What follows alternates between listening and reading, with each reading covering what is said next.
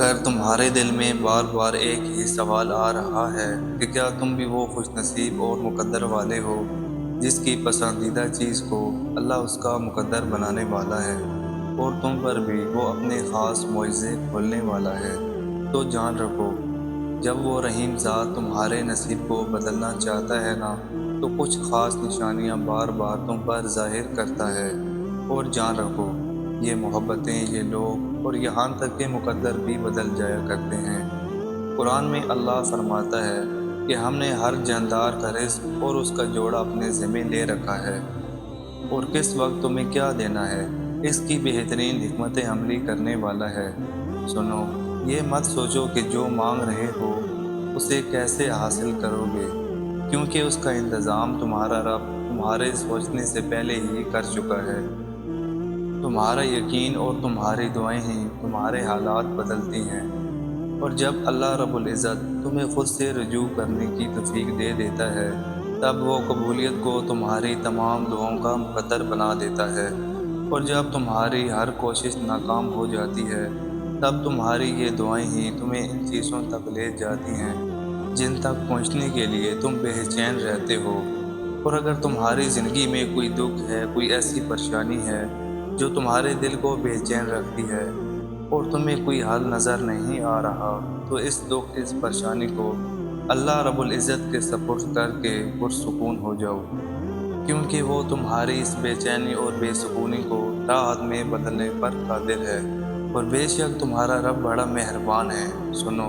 اس نے دعا اس لیے بنائی ہے تاکہ تم اسے اپنی منوا سکو، اپنے مقدر کا لکھا بدل سکو، ناممکن کو ممکن بنا سکو، لاحاصل کو پل بھر میں اپنے مقدر کا حصہ بنا سکو، اس کو منا سکو، تاکہ وہ تمہاری رضا کے دروازے کھول دے۔ اور جان رکھو کہ دعا کا یقین کے بغیر کوئی وجود نہیں، اور توکل منہ سے اقرار کرنے کو نہیں کہتے، بلکہ دل سے اس ذات اور اس کی صفات پر ایمان لانے کو کہتے ہیں۔ اور جب اللہ کو کسی انسان کا سجدہ کرنا پسند آ جاتا ہے، تب وہ خود ایسے اسباب بناتا ہے کہ انسان سجدہ کرنے پر مجبور ہو جاتا ہے۔ اور اگر کسی چیز کا خیال تمہارے دل سے نہیں نکل رہا جس کو تم بھولنا چاہتے ہو، تو سمجھ لو کہ اللہ اس خیال کے ذریعے تم سے رابطہ بحال رکھنا چاہتا ہے۔ اور یاد رکھنا کہ رب کی خدائی کا یہ تقاضا ہے کہ ایک وقت زندگی میں ایسا ضرور آتا ہے جب تمہاری نیکی کا اجر اور تمہاری بدی کا بدلہ تمہیں مل کر ہی رہتا ہے، اور زندگی کا سکون و خوشی اسی کو ملتی ہے جو اپنے رب کی رضا کو اول رکھتے ہیں۔ اور یہی وہ لوگ ہیں جو اللہ کے بہت خاص ہو جاتے ہیں اور اپنی من پسند چیزوں کو اپنا نصیب کا حصہ بنوا لیتے ہیں۔ اور یاد رکھو، جو چیز تمہارے رب نے تمہارے مقدر میں لکھی ہوتی ہے، وہ ہر بند دروازہ توڑ کر بھی تم تک پہنچ جاتی ہے، اور جو تمہارے نصیب میں نہیں وہ بھی مل سکتی ہے اگر تم دوسروں کی دعا لینے والے ہو اور کامل یقین اللہ پر رکھتے ہو۔ اور لاکھوں کروڑوں لوگوں میں سے اگر اس نے تمہیں دعا کی توفیق دی ہے نا،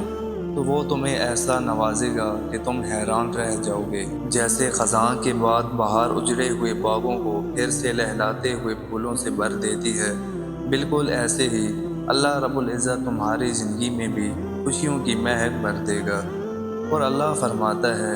کہ پھر وہ تم تک تمہاری پسندیدہ چیز مقرر وقت پر لائے گا، اور تمہارا نصیب تمہیں مل کر ہی رہے گا، چاہے وہ دو پہاڑوں کے نیچے ہو۔ اور مایوسی چھوڑ کر مطمئن ہو جاؤ، تم وہ دن ضرور دیکھو گے کہ جب اللہ تمہاری بگڑی زندگی کو ایسے حسین رنگوں سے بھر دے گا کہ تم خود اپنی خوش قسمتی پر رشک کرو گے، انشاءاللہ۔